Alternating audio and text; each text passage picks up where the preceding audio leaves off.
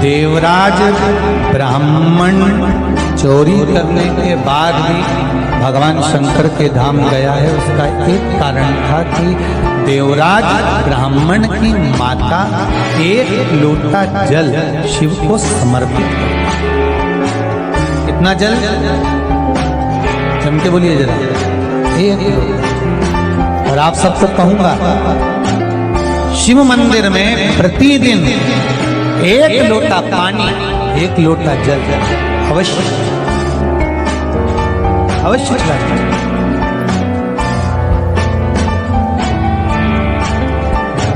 एक लोटा पानी भगवान शंकर को अवश्य। क्या होता है? 3 दोष समाप्त होते हैं एक लोटा पानी शिव जी को चढ़ाने से। 3 दोष। पहला पितृदोष, दूसरा वास्तु दोष और तीसरा कालसर्प दोष। जब हम घर में से जल लेकर जाते हैं तो हमारे घर का पानी जब जाता है तो घर का जो वास्तु केंद्र होता है वो रसोई घर होता है। रसोई घर में से जल ले जाकर शिव जी को चढ़ाते हैं तो उससे वास्तु दोष समाप्त। दूसरे नंबर पर है पितृदोष। घर का जो मटका होता है, परिंदा होता है, हंडा होता है, वो पितरों का स्थान है। उस पितरों के स्थान पर जो जल भरा होता है उसमें से अगर भाग भगवान शिव को चढ़ाया जाए तो पितरों का देवता आर्यमा भगवान शंकर के कहने पर चल जाए। इसलिए वो भाग जब शिव को प्राप्त होता है तो आर्यमा संतुष्ट होकर पितरों को भी फल प्रदान करते हैं। तीसरे नंबर पर कालसर्प दोष। भगवान शंकर को एक लोटा पानी अगर चढ़ा रहे हो, भगवान शिव पर एक लोटा पात्र जल का अगर चढ़ा रहे हो तो आपका कालसर्प दोष समाप्त। कालसर्प दोष होता कैसे? शंकर भगवान का चढ़ा हुआ जल तुलसी जी में चढ़ाने से पत्रिका में कालसर्प दोष हो जाता है। जैसे माँ जो होती है ना, घर की जो माँ होती है, अगर गर्भ में बच्चा है, गर्भ में संतान है और वो शिव जी पर अगर एक लोटा पानी जैसे शंकर जी पर जल चढ़ाया, थाली में सारे भगवान को नेला लिया, गणेश जी, देवी जी, शंकर जी, सारे देवताओं को एक ही थाली में रखकर स्नान कराकर वो शंकर का चढ़ा हुआ जल जब चढ़ाया जाता है तुलसी जी में ले जाकर लोग डाल देते हैं, उससे जो बच्चा जन्म लेता है उस बच्चे की पत्रिका में कालसर्प दोष आ जाता है।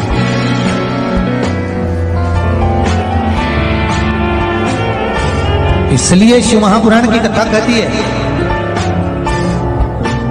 सारे देवताओं को भले एक ही थाली में स्नान करा लो, एक ही पात्र में स्नान करा लो, पर देवाधिदेव महादेव को एक छोटे से पात्र में अलग से स्नान करा लेना चाहिए, अलग से।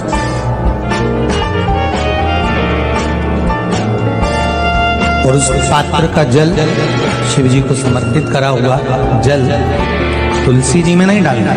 तुम्हारे घर में जो पौधा हुआ आप उसको उसमें समर्पित करो। जैसे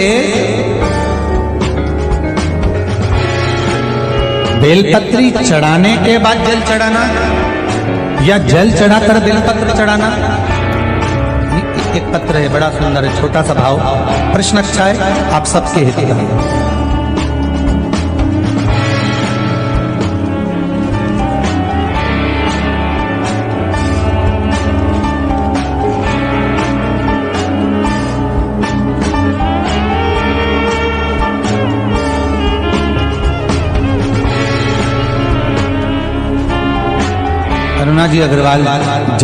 झरना जी अग्रवाल जयपुर राजस्थान से इन्होंने प्रश्न किया है। गुरुदेव, दूध, कच्चा दूध केवल शिवलिंग पे चढ़ाना चाहिए या पूरे शिव परिवार पे चढ़ाना चाहिए? प्रश्न अच्छा है। और शिव महापुराण की कथा रुद्राक्ष उत्सव चल रहा है तो आप उसको समझें। दूध केवल शिवलिंग पे चढ़ाना चाहिए या जो शिवलिंग के आसपास में सभी परिवार विराजमान होता है उस पे भी चढ़ाना चाहिए? अगर लिंग पुराण आप उठाकर देखेंगे तो लिंग पुराण में एक बड़ा सुंदर संवाद आता है जिसमें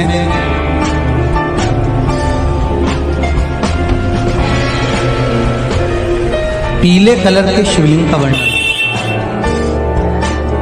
सफेद, लाल, पीला और काला, ये शिवलिंग का आपको पहले वर्णन करा। ब्राह्मण सफेद मट्टी का शिवलिंग बनाता है, वैश्य पीली मिट्टी का शिवलिंग बनाता है, क्षत्रिय लाल मिट्टी का शिवलिंग का निर्माण करता है, शूद्र काली मिट्टी का शिवलिंग का निर्माण करता है। काली मिट्टी के शिवलिंग का निर्माण करता है। ये जो वर्णन किया गया है कि उसमें लिंग पुराण के अंतर्गत एक पीले शिवलिंग का वर्णन आता है कि पीला जो शिवलिंग होता है उस शिवलिंग का भाव कितना सुंदर बताया गया है। उसमें व्याख्यान वर्णन में आप अगर पढ़ेंगे देखेंगे लिंग पुराण के अंतर्गत तो उसमें आता है कि दूध जब आप देव अधिदेव महादेव के शिवलिंग पर समर्पित करते हो तो शिव महापुराण की कथा कहती है, लिंग पुराण कथा कहती है, नर्मदा पुराण, स्कंद पुराण, पद्म पुराण, अग्नि पुराण, सारी पुराणे वर्णन करती है। वराह पुराण, ब्रह्मवेत्ता पुराण, ये जितनी पुराणे सब वर्णन करती है कि जब शिवलिंग पर हम दूध चढ़ाते हैं तो केवल शंकर भगवान के शिवलिंग पर दूध चढ़ा देने से संपूर्ण परिवार पर दूध चढ़ जाता है। अलग से हमें कहीं चढ़ाने की जरूरत नहीं,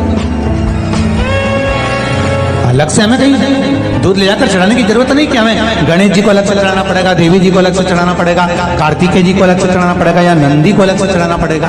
तो जो प्रश्न करा है गन्ना जी अग्रवाल जी ने, जयपुर राजस्थान से हैं, सुंदर प्रश्न करा है और ये आपको ज्ञात होना चाहिए कि शंकर भगवान पर चढ़ाया गया थोड़ा सा भी दूध जल जो हम भगवान शिव को समर्पित कर रहे हैं वो केवल शिव के लिए नहीं रहता, केवल भगवान शंकर के लिए नहीं है, वो स्वयं 33 कोटि देवताओं को समर्पित हो जाएगा, स्वयं 33 कोटि देवताओं को।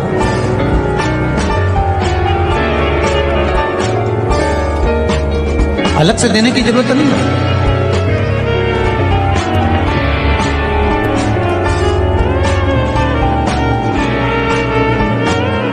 महाराज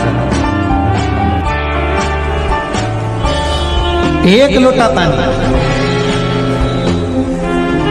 बेलपत्री आप शिवलिंग पर पहले चढ़ा रहे हैं, उसके बाद जल चढ़ा रहे हैं। दूसरा, जल चढ़ाने के बाद बेलपत्र चढ़ा रहे हैं। ये दो अलग अलग क्रम है शंकर भगवान की पूजन। आप समझ लीजिएगा जरा, ये प्रसंग कभी नहीं आया, आज आया है तो उसको समझ।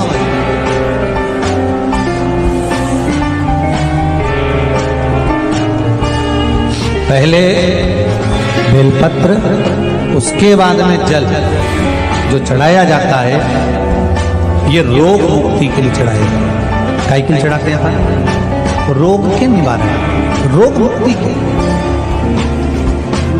जैसे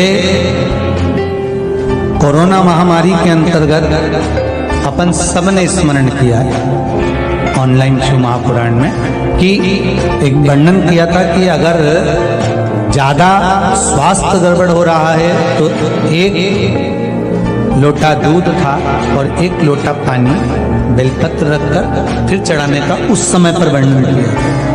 आप लोगों ने, कई लोगों ने उसको किया और उसका लाभ आपको मिला। उसी तरह आप शिव मंदिर में जाकर दर्शन करेंगे तो दो चीजें अपने को दर्शन करने को मिलेगी। एक भक्त आता है शंकर जी के मंदिर में, आलोक भाव से पहुंचते हैं तो पहले वो क्या करते हैं, पहले बेलपत्री चढ़ा देते हैं फिर जल चढ़ा देते हैं। और एक भक्त जो शिव मंदिर में पहुंचता है पहले जल चढ़ाता है फिर बेलपत्र चढ़ाता है। दोनों का अलग अलग क्रम है, दोनों का अलग अलग भाव वर्णन है। पहला, अगर बेलपत्र चढ़ाया है और उसके बाद अगर आप शंकर भगवान पे जल चढ़ा रहे हो तो ये रोग मुक्ति के लिए होता है। जैसे बड़े रोग किसी को हो जाए, रोग किसी को घेर ले तो वो बेलपत्री चढ़ाने के बाद फिर जल चढ़ाएगा तो उसको रोग थम जाएगा और फिर वो रोग आगे नहीं बढ़ेगा। रोगों को थामने के लिए बेलपत्री पहले फिर जल। और जब कुछ कार्य के लिए आप, सिद्धता के लिए आप, अच्छे कार्य के लिए आप, मन की प्रसन्नता के लिए, आनंदता के लिए आप शिव आराधना कर रहे हो, आप शंकर की आराधना कर रहे हो, तो आप जल चढ़ाकर फिर बेलपत्री चढ़ाए, उसका लाभ आनंद में।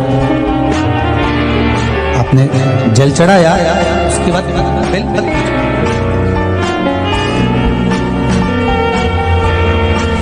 बस एक बात का स्मरण आपको होना चाहिए शिव महापुराण का, कि जब भी आप भगवान शंकर को बेलपत्र चढ़ाते हैं, बेलपत्र समर्पित करते हैं, बेलपत्र समर्पित करते समय प्रयास करा करें कि ये बेलपत्र को जब भी आप समर्पित करें, प्रयास करें कि बीच की जो पत्ती होती है बेलपत्र की, मध्य की जो पत्ती होती है, उसको अंगुष्ठ से पकड़ा जाए।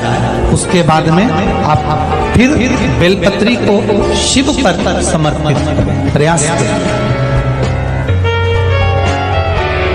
बेलपत्र जो हम भगवान शंकर को समर्पित करते हैं, उसका मध्य जो भाग होता है, बेलपत्री का जो 3 देवताओं का मध्य जो भाग होता है, उसको पकड़कर बेलपत्री को शिव को समर्पित करते हैं। पूर्व की कथाओं में यह भी वर्णन किया है कि बेलपत्री की डंडी का मुख कहाँ होना चाहिए।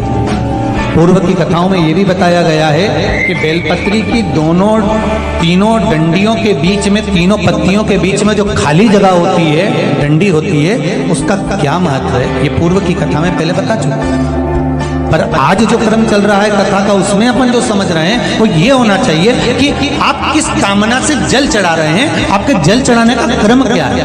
अगर आप रोग मुक्ति के लिए चढ़ा रहे हैं तो पहले बेलपत्र चढ़ेगी, फिर जल चढ़ेगा। आप कार्य सिद्धि के लिए चढ़ा रहे हैं, पहले जल चढ़ेगा, फिर बेलपत्र चढ़ेगी। और यदि कोई विशेष कार्य है आपका, जो आपको भगवान शंकर से जाकर कहना है, कोई विशेष कार्य, जैसे ब्रह्मलोक में ब्रह्मा है, वैकुंठ में भगवान विष्णु है, पर संसार सागर में, ब्रह्मांड में, मृत्यु लोक में अगर कोई देव है तो वो देव अधिदेव महादेव, देव अधिदेव महादेव।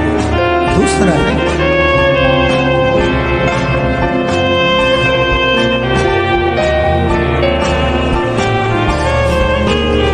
कोई दूसरा नहीं। भगवान दया करना,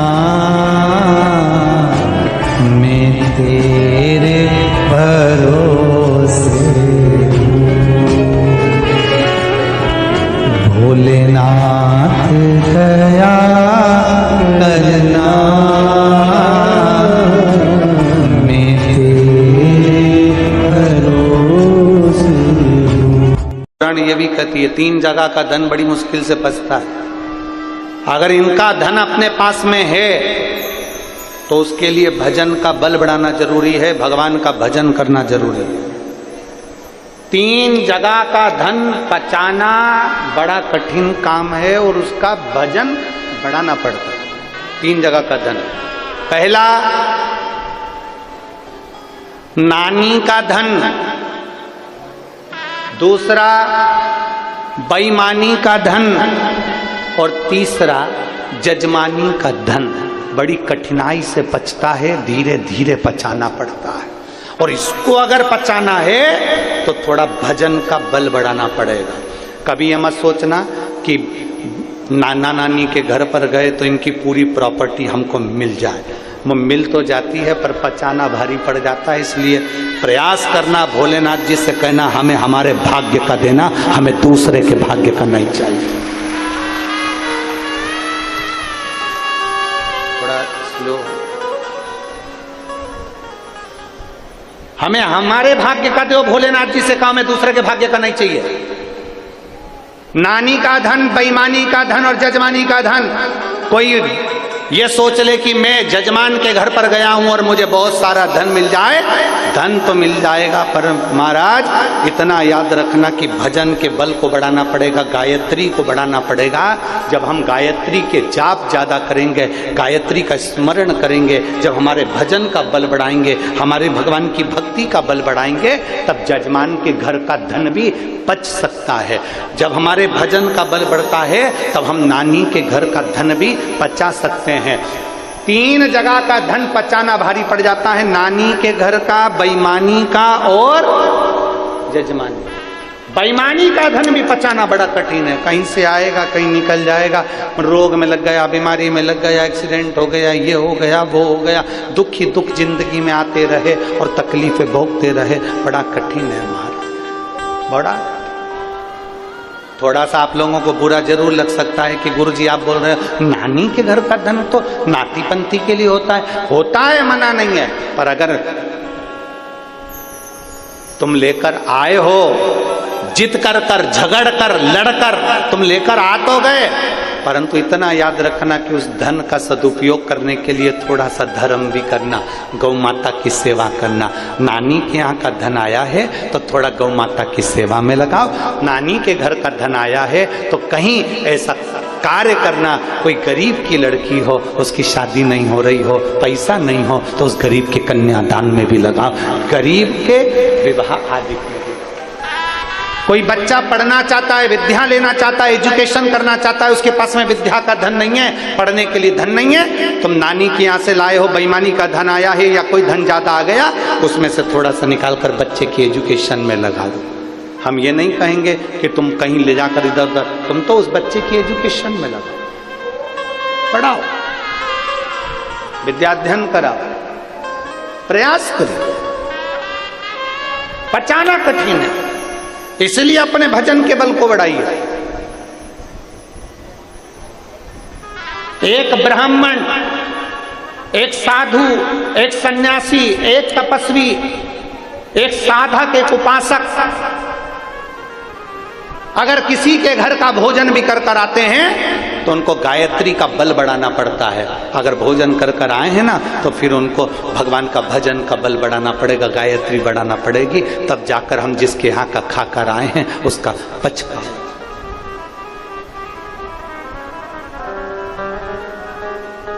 आप सबको मालूम है 7 दिन की कथा में से 4 दिन हम किसी से नहीं मिलते, और यहाँ जजमान बैठे हैं जिनके घर पर हम ठहरे, यजमान पत्नी भी बैठी हुई, इनसे पूछो, प्रकाश नंद किशोर जी से, उनकी धर्म पत्नी जी बैठी हुई हैं, लता जी उनसे पूछिए, या फिर श्री ओम प्रकाश जी बैठे हैं उनसे पूछिए, या उनकी धर्म पत्नी बैठी हैं सीमा जी, उनसे पूछिए क्या गुरु जी इनसे मिले।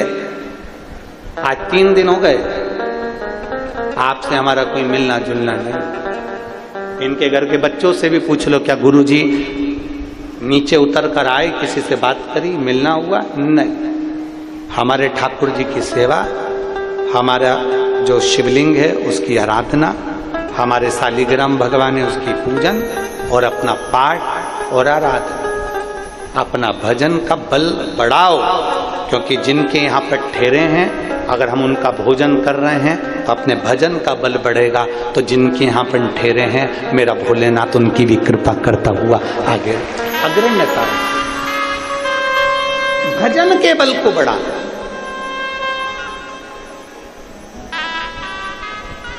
किसी भंडारे में से भोजन कर कर जाओ तो भजन के बल को बढ़ाओ। शिव महापुराण में आए हो, भंडारे का अगर भोजन कर रहे हो तो भजन का बल बढ़ाना। अपने घर जाना, जाने के बाद में शंकर जी को 1 लोटा जल चढ़ाना प्रारंभ करना, श्री शिवाय नमस्तुभ्यम बोलना प्रारंभ करना, क्योंकि हमने अन्न खाया है तो अपने भजन के बल को बढ़ाएंगे हम। अपने भजन के बल को बढ़ाएं, कैसा भी करो, कैसा भी करो, पर करो। बहुत कठिन में पछता है हम, बहुत। शिव महापुराण की कथा कर रही है, भगवान शंकर का चरित्र कर रहा है। शिव महापुराण की कथा कर रही है, भगवान देवाधिदेव महादेव ने समझाने का प्रयास किया ब्रह्मा जी को, देवाधिदेव महादेव ने समझाने का प्रयास किया था देवऋषि नारद को। नारद जी से भी भगवान शंकर ने कह दिया था, नारद तुमने कामदेव पर विजय प्राप्त कर ली, पर इतना याद रखना ये किसी के पास जाकर मत बोलना कि तुमने कामदेव पर विजय प्राप्त कर ली। पर नारद जी नहीं माने, अपने अहम में डूबे थे देवऋषि नारद, अपनी गुणवत्ता दिखाने के लिए भगवान नारायण के पास पहुंचा। और देवऋषि नारद ने भगवान नारायण के पास जाकर कहा, जिसको शंकर भगवान नहीं जीत पाए, जिस कामदेव पर शंकर भगवान विजय प्राप्त नहीं कर पाए, उस कामदेव पर विजय मैंने प्राप्त करी है। भगवान विष्णु के नेत्र से जल बह गया। जिस शंकर की आराधना मैं करता हूं, उस शंकर की निंदा आज देवऋषि नारद के मुख से सुन रहा हूं। शिव महापुराण की कथा कहती है, शंकर की निंदा करने वाला और शंकर की निंदा सुनने वाला, इन दोनों को पशु की योनि मिलती है, इन दोनों को पशु का मुख मिलता है। और हुआ, देवऋषि नारद जी ने भगवान शंकर जी की निंदा कर दी थी, इसलिए बंदर का मुंह लगा था। और भगवान नारायण ने शंकर जी की निंदा सुन ली थी, इसलिए घोड़े का मुंह लगा था। हयग्रीव अवतार हुआ। कोई निंदा कर रहा है शंकर जी की। और एक और बात अपने भीतर उतार कर रखना, शिव खुद की निंदा सहन कर लेते हैं, शंकर खुद का अपमान सहन कर लेते हैं, पर शंकर अपने भक्त का अपमान कभी सहन नहीं कर पाते हैं। उसका जवाब तो मेरा देव आदित्य महादेव देता जरूर है, थोड़ा देरी से देता है, पर देता जरूर है। शिव खुद के अपमान का जवाब भले ना देंगे, शंकर अपना अपमान सहन कर लेंगे। शिव अपना अपमान सहन कर सकते हैं, पर अपने भक्त का अपमान सहन नहीं कर सकते। उसका जवाब देवादिदेव महादेव देता है। समय आता है, समय की प्रतीक्षा करना चाहिए। इसलिए बार बार कहते हैं, मत बुरे कर्म कर बंदे वरना पछताएगा, भगवान की आँखों से तू बच नहीं पाएगा, तू बच नहीं पाएगा। अरे ओ अज्ञानी मत करना, तेरे कर्म का फल भी तू ही पाएगा, जैसा किया तूने तेरे आगे आएगा। मत बुरे कर्म कर बंदे वरना पछताएगा, भगवान की आँखों से तो बच नहीं पाएगा, बच